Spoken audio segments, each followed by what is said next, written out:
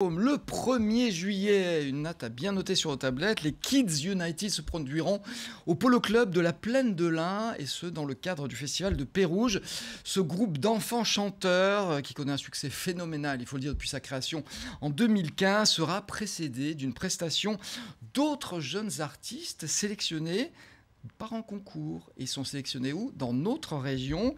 Des chanteurs en herbe qui sont très impatients. N'est-ce pas, Eva Perret? Tu es impatiente parce que tu fais partie des finalistes. Marie Rigaud, vous êtes la directrice du festival de Pérouges.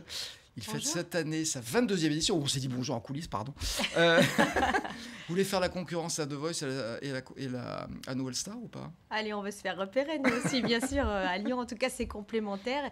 Et vous faites bien de parler de ça parce que l'année dernière, une de nos candidates avait été repérée par le casting The Voice qui nous avait appelés directement. Comme quoi, on est suivi. Hein, oui, même de Lyon. Ça fait plaisir. Jusqu'à Paris. Un petit mot pour dire comment s'est déroulé ce concours. Je l'ai dit, Eva est finaliste. France 3, attention. Voilà, elle est votre coup de cœur. Elle faisait aussi, bien sûr, partie de nos favoris. Mais on a effectivement du coup 6 finalistes. Alors au départ, c'est en fait un grand casting Radio Crochet qui est organisé donc par le festival et par Tonic Radio. Il y avait une sélection par âge. Il y avait une présélection en effet sur cassette audio, ou en tout cas sur cassette audio, non ça n'existe plus vraiment, mais sur envoi d'une piste. Excusez-moi, je date d'une autre époque, 22e édition.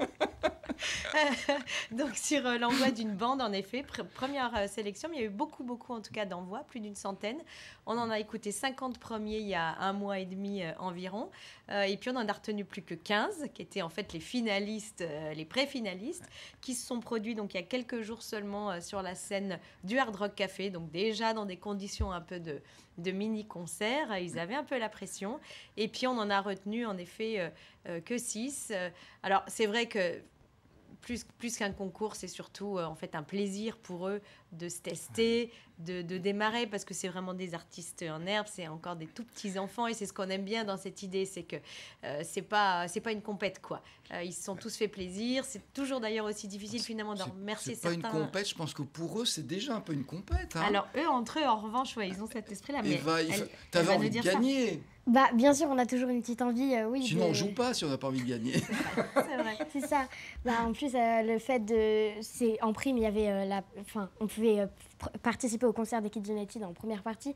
Donc oui, bien sûr, on a toujours l'envie de gagner, mais plus que tout sur la scène, c'est un plaisir une fois qu'on est sur scène. Oui. Bon, parce que t'aimes ça. Tu as envie d'être artiste plus tard, de chanter?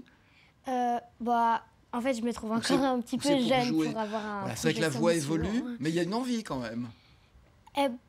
Pour l'instant, pas spécialement, en fait. Ou alors c'est papa et maman qui poussent. Marie, ça arrive souvent, ça, non? Papa et maman qui veulent réaliser leurs rêves via leurs enfants. Alors oui, on a malheureusement tous ce défaut un petit peu de faire un transfert, un transfert sur nos chères têtes blondes ou brunes. Mais non, en tout cas, c'est sûr qu'ils ont. Moi, je suis assez impressionnée par cette maturité. Eva, qui n'a quand même que 10 ans, la première fois qu'on l'a vue arriver au premier casting, donc déjà campée sur sa guitare, alors qu'elle vient d'apprendre seulement depuis seulement quelques mois. S'accompagne à la guitare. C'est ça. C'est un petit plus. Je vous préviens, on va écouter une chanson tout à l'heure, pas celle que tu as chantée, parce que c'était ta marinière pour le casting, mais une autre chanson de Julien Doré. Elle est sûre d'elle, en tout cas. Elle met ses accords. Alors, c'est de Vianney. De Vianney, pardon. Elle plaque ses accords. Oh, la honte. Alors... Non, moi aussi j'ai un phonographe, je suis d'une autre génération. Voilà. Vianney, j'adore Vianney en plus. Mais je sais pas pourquoi je pensais à Julien Doré, mais tu t'aimes bien aussi? Oui. Bon, ça va. Enfin, en tout cas, ils nous ont mis un sourire et une émotion presque incroyable dans ces castings, parce qu'on se revoit aussi quand nous on était enfants et qu'on montait des fois sur scène pour faire quelques petits radio-crochets. Vous êtes chanteuse ou même plutôt dans le lyrique, hein? Oui, alors depuis, j'ai aussi changé de style et de répertoire. Mais non, c'est vrai que j'étais impressionnée, c'est vrai, de les voir avec aujourd'hui peut-être un aplomb, un culot aussi, quelque part, qu'on n'avait peut-être pas, nous, à notre génération. Mais Eva, elle s'est déjà, en tout cas, chantée, elle s'est déjà placé sa voix.